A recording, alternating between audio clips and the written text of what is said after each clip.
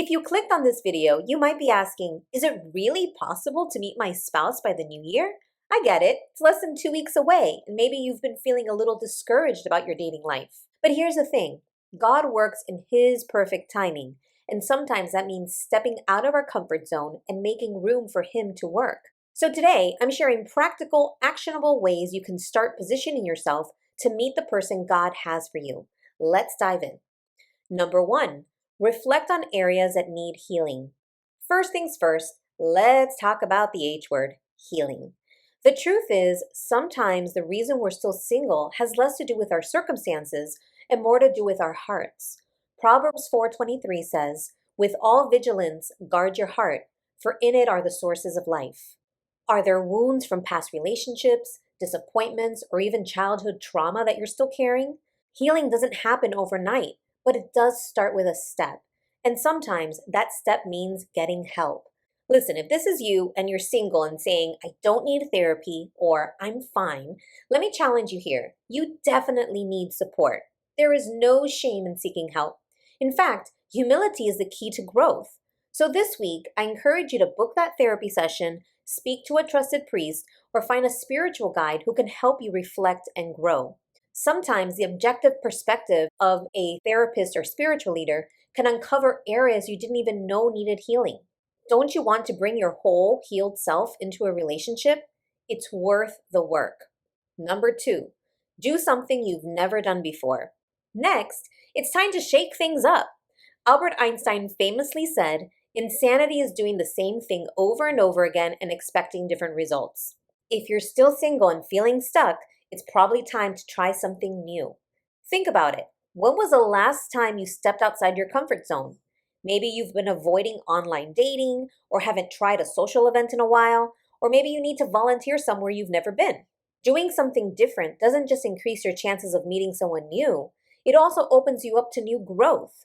So this week, commit to doing one new thing, whether it's joining a group, trying a class, or even reaching out to a friend for a new social opportunity. Change starts with action. Number 3, try a new church or ministry. This brings me to my third tip. Go to a new parish or ministry event. If you're serious about meeting someone who shares your values, you have to ask yourself, where are godly singles spending time? Maybe it's a young adult ministry at a neighboring parish or a Christmas service at a different church. Maybe it's a prayer group or a Bible study you've never attended. In Matthew 7:7, Jesus says, "Ask and it will be given to you. Seek and you will find. Knock and the door will be opened to you." Don't be afraid to seek out new opportunities where you might meet like-minded people. This week, take some time to research where godly singles in your age range are gathering.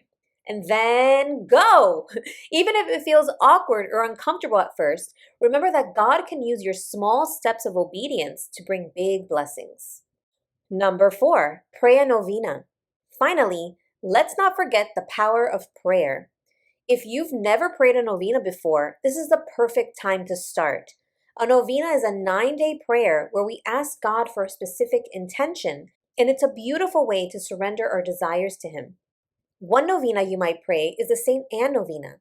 St. Anne is the mother of Virgin Mary and the grandmother of Jesus, and she's also the patron saint of those seeking a spouse.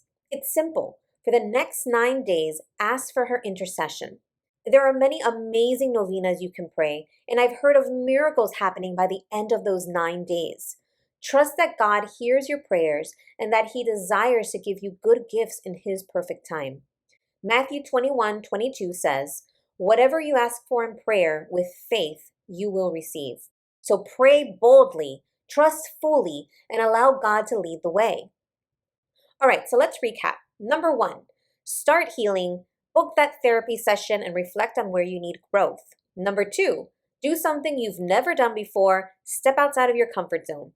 Number 3, try a new church or ministry. Go where godly singles are. And number 4, pray a novena and surrender your desires to God in prayer. Meeting your spouse by the new year might sound ambitious, but remember this. When you make room for God to work and take faithful steps forward, anything is possible. If you found these tips helpful, you may also like this video. Don't forget to give this video a thumbs up, share it with a friend, and let me know in the comments which of these you'll be trying this week. And if you want more tips for your dating journey towards sacramental marriage, make sure to hit that subscribe button. I'm praying for you and for your future spouse. God bless.